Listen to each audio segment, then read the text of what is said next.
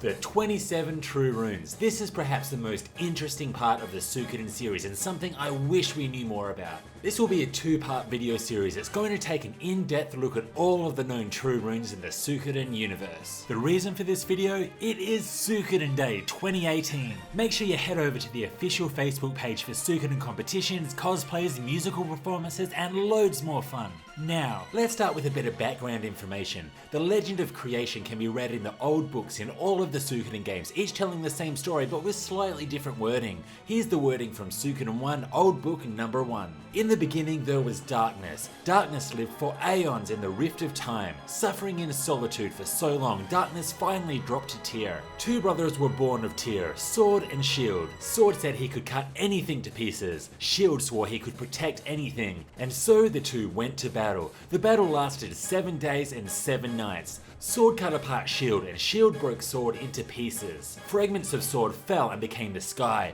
Fragments of Shield fell and became the earth. Sparks from the battle became the stars. The 27 jewels that adorned Sword and Shield became the 27 True Runes, and the world went into motion. This is the legend of creation, and as a result of the battle, the world was born, and so too were the 27 True Runes. Now, each of these 27 runes allow the world to exist and represents an element of existence such as fire, water, dragons, or even punishment. These 27 True Runes are one thing that makes Suikoden so interesting, partly due to the fact that they all have a will of their own, with most choosing their bearers carefully.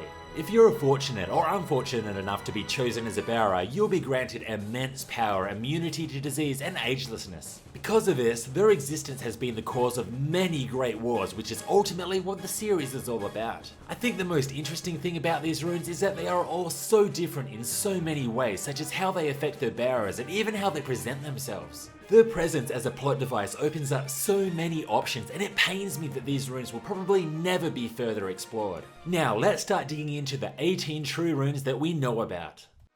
We'll start things off with the Beast Rune, which represents animalistic rage and passion and plays a huge role in Suikoden 2. Originally residing in the Holy Kingdom of Harmonia, it eventually refused to remain there and decided to move to Lorenuel instead. Harmonia hid this fact, and instead they sent High Priest Cesare to present this rune as a gift to Lorenuel. Why the Beast Rune chose to move, who knows, but from this point on it lay dormant for years. That is, of course, until the great Luca Blight, who was a beast himself, took an interest in the Beast Rune's power. The power of the Beast Rune was soon awakened after a huge amount of blood was sacrificed. At first, it spawned golden wolves that were used as a tool for war. At the end of Suikoden 2, its true form was revealed as a giant two-headed silver wolf, which also acted as the final boss. So what happened to the rune after these events? No one knows. Perhaps it chose to move on to a new location as it had done before.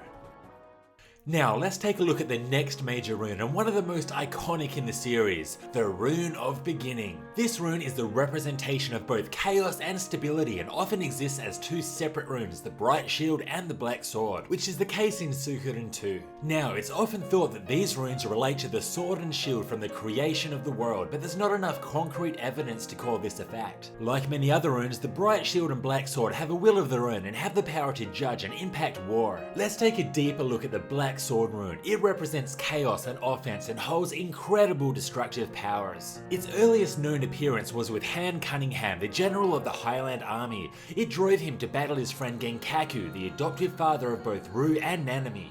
The Bright Shield rune, on the other hand, represents stability and holds great defensive power. It was held by Master Genkaku, who, as I just mentioned, was driven to fight his friend Han. Eventually, Han and Genkaku managed to seal these runes away in toto, only to be found by Rue and Joey years later, which was of course Suikoden 2. Then, as you would expect, the Bright Shield and Black Sword rune once again opposed each other and drove these bearers to war. In the end, if you play out the epic true finale to Suikoden 2, the strength of Rue and Joey's friendship defeated the will of the True Rune, allowing them to be bearers without the coercion for battle.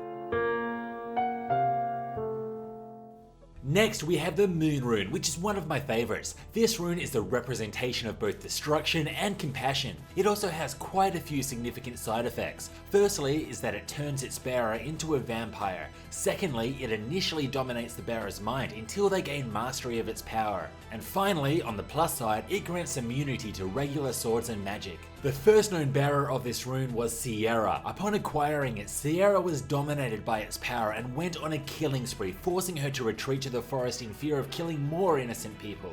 While in hiding, she eventually gained mastery over the rune and tapped into its powers of compassion, which diminished her impulses to feed on human blood. It was here that she founded Blue Moon Village and placed the rune on an altar in the middle of the village. While the rune's power turned its inhabitants into vampires, their thirst for blood was non-existent, and as a result, they lived peacefully in the village for centuries. That was, of course, until Necklord's desire for power got the best of him. He stole the rune, turning the once peaceful village into chaos. Some villagers decided to perish, but others decided to go on a killing spree, unable to control their thirst for blood. Being the true bearer of the rune, Sierra was immune to its destructive effects, but was absolutely heartbroken at what had become of the village and its inhabitants.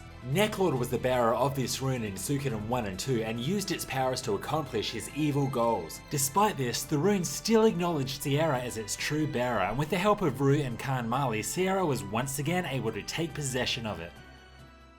Next we have the Rune of Change, which as the name suggests represents constant change. Now this one is a bit of a mystery. We don't ever encounter this rune. All we know about it is what's written in Old Book Volume 2. It states that the rune is linked to the Sindar and is the reason for their nomadic nature. It's believed that this rune belonged to the chief of the Sindar and that it granted them eternal life in exchange for a life of wandering. This explains why so many ancient runes can be found scattered throughout the Suikoden world. There are also some rumors going around that Jean and Vicky are in fact descendants of the Sindar. Both of these characters are ageless and change their locations constantly. Jean was even found retrieving a forgotten Sindar item in Suikoden 5. I really wish we knew more about the Sindar and the Rune of Change.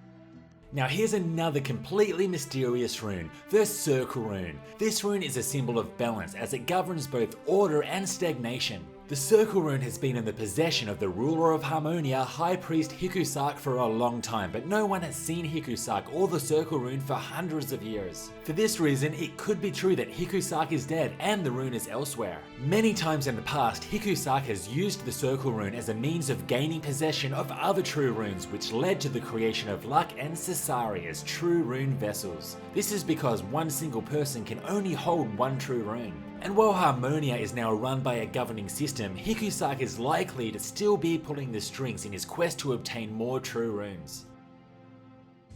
Next we have the Dragon Rune. This true rune allows dragons to exist in the world of Suikoden, as they actually come from the world of wings and scales. Why they can't survive naturally in the Suikoden world, who knows? The Dragon Rune is held by the current captain of the Dragon Knights, which was Joshua Levenheit for about 200 years. The power of the rune was seen when Joshua combined his powers with Laknart's piece of the Gate Rune to send Windy's monsters back to the world of emptiness. More recently, the Dragon Rune was passed on to Milia upon her promotion to captain.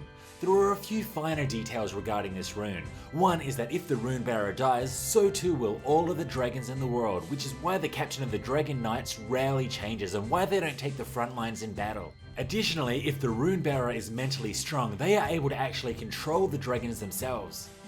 Guess what? The Eightfold Rune is yet another complete mystery. It's owned by Uber, who, surprise surprise, we also know next to nothing about. What we do know is that the Eightfold Rune grants Uber the ability to teleport and to summon monsters. Uber, his Eightfold Rune, and Peshmerga have always been something I've been curious about. What do you think the story behind them is? The Rune of Punishment represents atonement and forgiveness and is a complete jerk. This rune isn't too kind to its bearer, as its parasitic nature with its host leads to fatal consequences. Its incredible destructive powers drains its bearer's life force, and when used to its maximum power, it turns its bearer into ash and locks their memories away inside the rune. After its bearer dies, it simply transfers onto the next available host, thus it's a never-ending cycle of destruction. One would assume that the Rune of Punishment grants agelessness just like the other runes, but this hasn't been confirmed as its bearers haven't lived long enough to find out. The Rune of Punishment has had a load of known bearers. Originally it was sealed in Obel after its bearer died due to there being no potential host in range. Here it remained for years until it was discovered by the Queen of Obel 15 years prior to the Island Liberation War of Suikoden 4. For a time, she was able to resist the rune's call, but was eventually forced to use it when pirates threatened her children and kingdom. The rune then consumed her and continued its cycle of death and destruction, claiming the lives of many, including Glenn, Brandu, Steele, Reiki's father, and Graham Cray's son. Graham Cray himself managed to escape the rune's destruction by cutting off his own arm. Most recently, Laszlo, of course, survived its destructive power due to the power of the 108 Stars of Destiny and Laszlo's forgiving nature. This activated the rune's forgiveness phase for the first time in known history, allowing Laszlo to use the rune without its normally fatal consequences. And there we have it. That sums up around half of the known true runes. Feel free to subscribe if you don't want to miss out on part 2 coming soon. And once again, happy Suikoden Day. You can find a link to the official Facebook page in the details below. This was Hellfire RPGs, see you next time, and long live Suikoden.